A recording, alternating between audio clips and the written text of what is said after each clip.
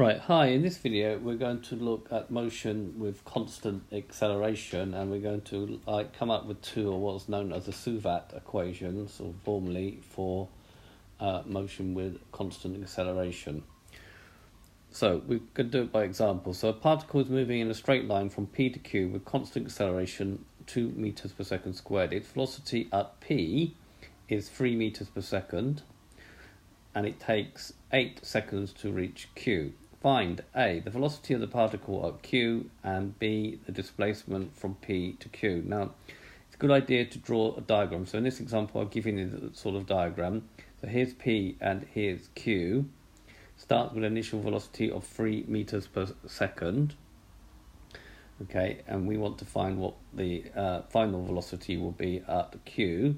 The displacement is the distance in a fix from point P in this case, so that will be the displacement, and we've got an acceleration which is 2 meters per second, and we're going to consider going from left to right as being positive. So this is the initial position, and this is the position after t seconds. So it's quite a good idea to draw a diagram. Now, an important point is that the acceleration is constant, and we have some sort of notation here. S is displacement. Now, displacement is a distance in a certain direction from a fixed point. So our fixed point in this case is going to be P. Anything this way will be positive, and anything going this way will be negative. U is the initial velocity, V is the final velocity, A is the acceleration, and T is time. So this is hence we get the term Zubat. Okay, so these formulae are known as the Zubat equations, and therefore we can find if we know one of the things, we can find some of the other things. So in this video, I'm going to derive two of the Zubat formulae, and then in later videos I'll do some more. Now I'm going to use GeoGebra to help me do this.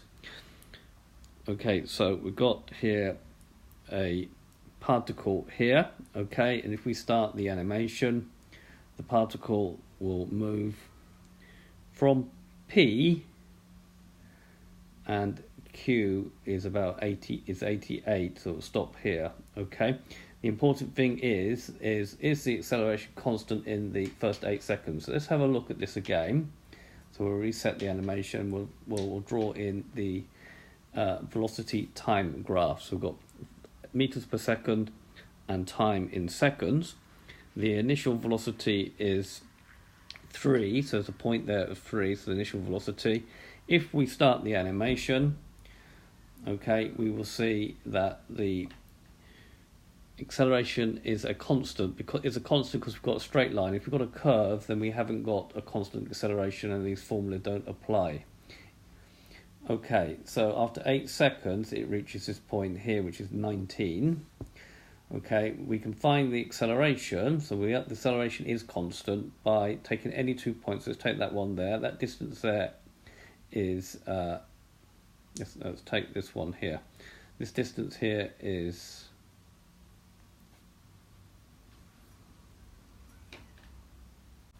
sorry, let's take this one here. So this distance is 2. You have to look carefully at the scales from 10 to 8, and this distance here is 1. 2 divided by 1 gives an acceleration of 2. So the acceleration, so here is a graph of the acceleration. You have to change the units up here. So it is a straight line. So the acceleration is a horizontal straight line. So the acceleration is a constant. It's always going to be 2. Right. Now, you can also find displacement, if you remember, from a velocity time graph by considering the area. So if we just reset this again and click this one this time and start it, the area at a given point gives the displacement. So we can see the displacement changing as we goes up, and we can see that the area here underneath the graph will give me the displacement. Now we have some formulae, and I said I was going to derive two of them. So this is V, whatever it is. This point here is going to be u on the vertical axis. So v minus u divided by the time, the total time, which is t, which is 8 in this case, will give me the acceleration. Just have a look at that. So we've got v minus u over t is equal to the acceleration, i.e. the difference here, i.e. the gradient of the line, divided by the total time, t.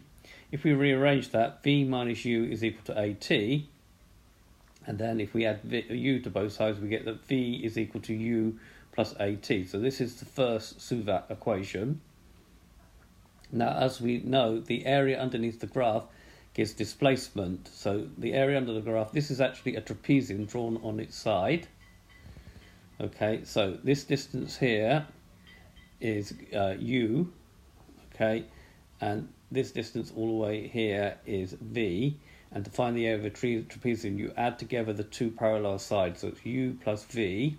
You divide by 2 and then multiply by the vertical height. So this vertical height would be t, even though the trapezium's on its side, would be 8. So that would be t. So to find displacement, we can use u plus v divided by 2 times t. So these are the first two Zubat formulae that I've shown you here. Okay, so this GeoGebra applet can be found as a link in the notes of the video. So carrying on, so there is a screenshot of what we just did. So we now use these formulas, so we actually use these formulas. We can say that v is equal to u plus at. We need to remember it. And then it's a good idea to write out the information that we have. So the initial velocity is 3 meters per second. The acceleration is 2 meters per second, that was given in the question, and t was equal to 8. And therefore, substituting that information into that equation, we're going to get that v is equal to 3 plus 2 times the time, which is 8. So this is initial velocity, this is acceleration, and that's going to give me 19 meters per second. Now, if we now use s is equal to u plus v over 2 for part B to find the displacement, we know that u is 3, so s is going to be 3 plus this distance here, which is 19, which we get from the previous question, okay, because normally you wouldn't draw a graph to do this, divided by 2 times the time taken, which is 8. So 3 plus 19 is 22, divided by 2, which is 11 times, now it becomes 11 times 8, which is 88 meters. We can see we've got a displacement of 88 meters. So this is just me showing you that the graph does back up what we've sort of shown here. So these are known as the Zubat formula. So I have now shown you that v is equal to u plus at, and then that s is equal to u plus v over 2 times t, where the important thing is that the acceleration is a constant. Okay, I hope you've understood. Thank you very much for watching, and I'll remind you that the GeoGebra applet, if you want to play for yourself, is in the notes of the video. Thank you very much.